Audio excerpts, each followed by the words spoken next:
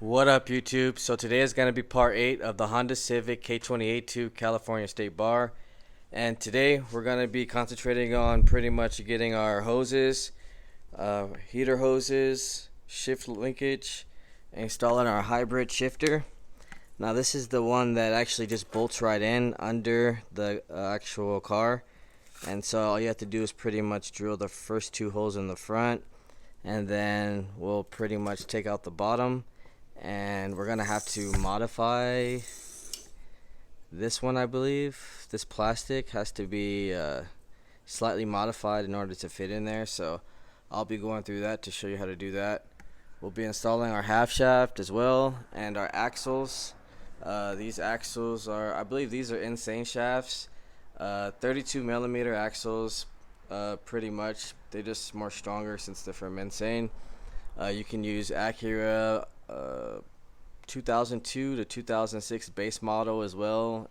Any company's pretty good if you're just looking at daily drive. If you're going to the track though, Insane is what axles you really want to use.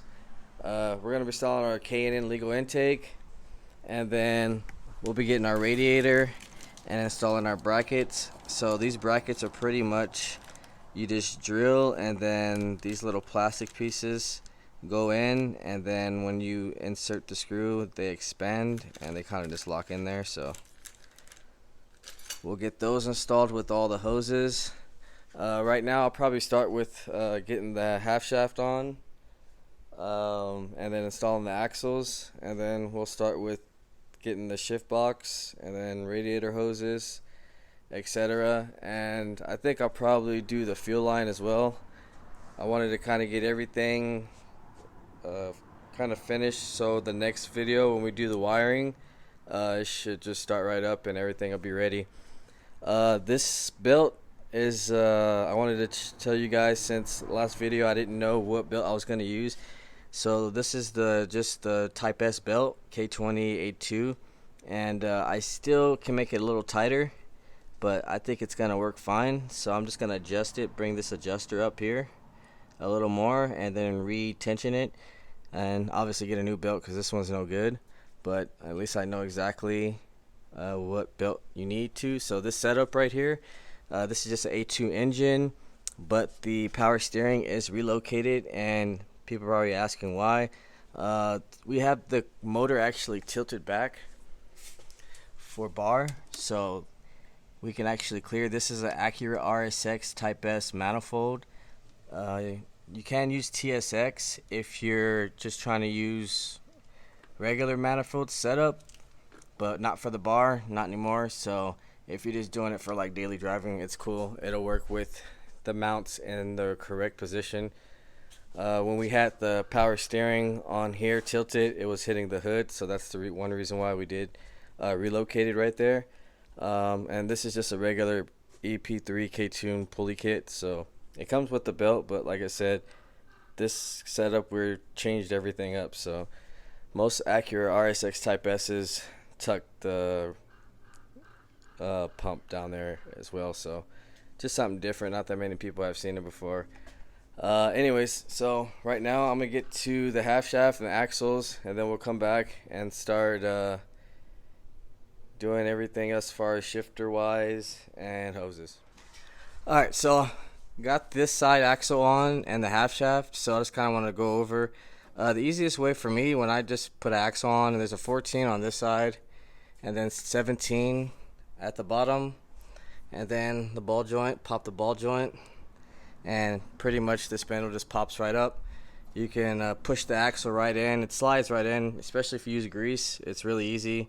It's just a push in and make sure that it's actually flush with the transmission, and then finish tightening it down with a 32 millimeter. It's a good thing if you use a breaker bar. And after you do that, then we just hit it right here to basically indent it, and it shouldn't move. I also did the tie rod in for this side, because this is a new rack and pinion as well. So another thing I did notice on this car is the brake line is no good, so we're gonna have to replace that as well. Other than that, I'll show you the half shaft is on there. It's just 3 14 millimeter bolts, and yeah, that's it. So I'll go ahead and put this other axle in, and then we'll come back and start installing some hoses real fast. Alright, so we have our passenger side axle installed now, so that's all ready to go. So pretty much now we can start getting to our hoses, which is our radiator hoses. So this bottom one right here, I'm waiting for the adapter to come in because it didn't actually bring it. But this is where our fan switch is going to go, since we're going to use a half-size radiator. And it'll still be legal and everything. I usually like to use the stock radiator because it does have the fan switch on it. But if you're using these hoses, this hose will work. And once the adapter comes in, we'll put the fan temp switch on there. And that'll be good. So this is the bottom one. And it goes like this. So I'm just going to test fit it on because we're gonna see where the actual radiator is gonna sit. And then this one just goes on like this.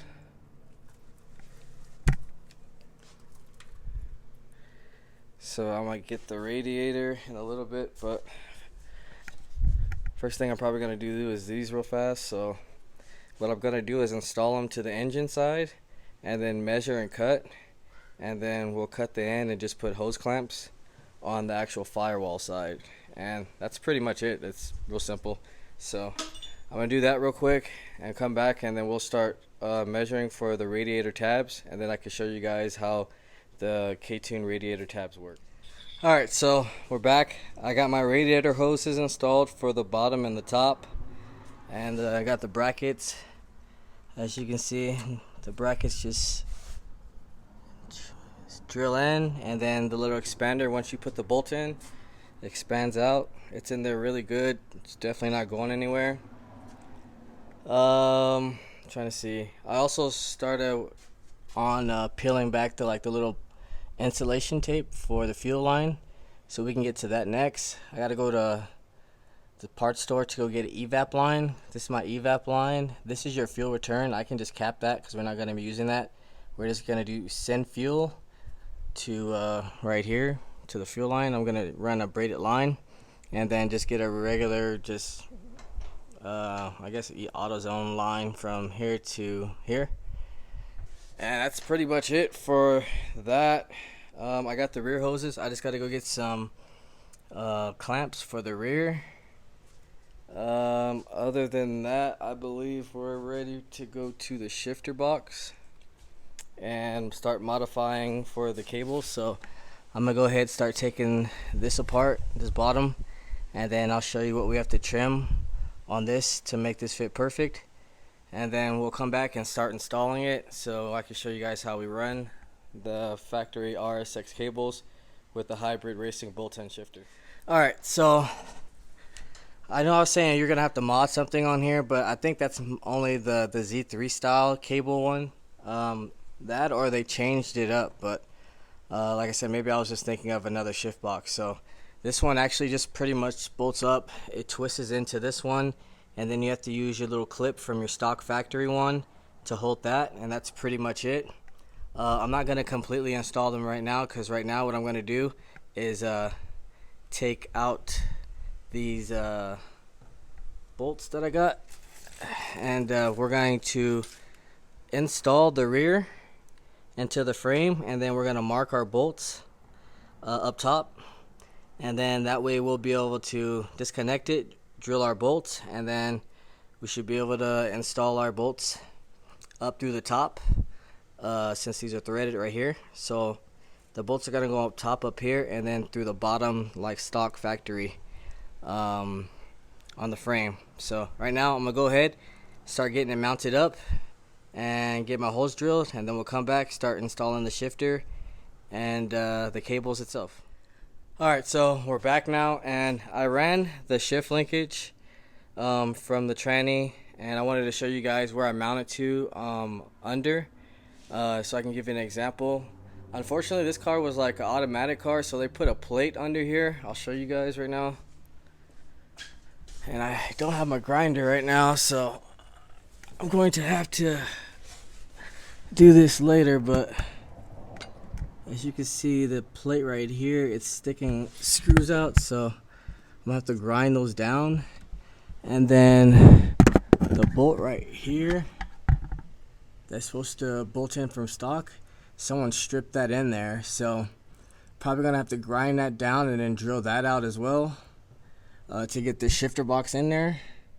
So yeah, and then this is the stock bracket I use to mount it up right here where I guess the shield cover used to go. And then pretty much it'll all be mounted up ready once I get the box on here. But other than that,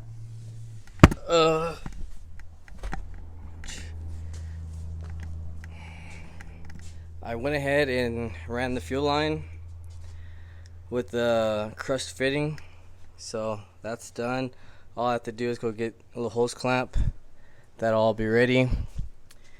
I also got to go get the vacuum hose and a lot of clamps for the power steering and a couple other things. I got to get a new belt. I just installed the throttle cable for the stock RSX one for now. Once he gets the new bracket, he can install the new one. Other than that, I think I'm just gonna pretty much install the intake and call it a day. The next video will be pretty much on wiring and clamping everything down, and hopefully we can get this thing started up. So everything pretty much is ready as far as axles, half shaft, radiators pretty much all ready to go. Hoses, like I said, just need to be tightened down. And like I said, next video, hopefully we can get this thing started right up. If you haven't, like, share, subscribe, comment.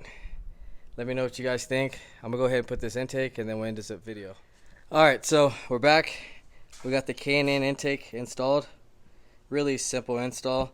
The reason why I like to use the aftermarket K&N is because it's real close when you use the stock airbox to hitting this, and it doesn't really fit as good. So with this being legal, it just looks a lot cleaner and a lot easier to fit in here while the engine is tilted back.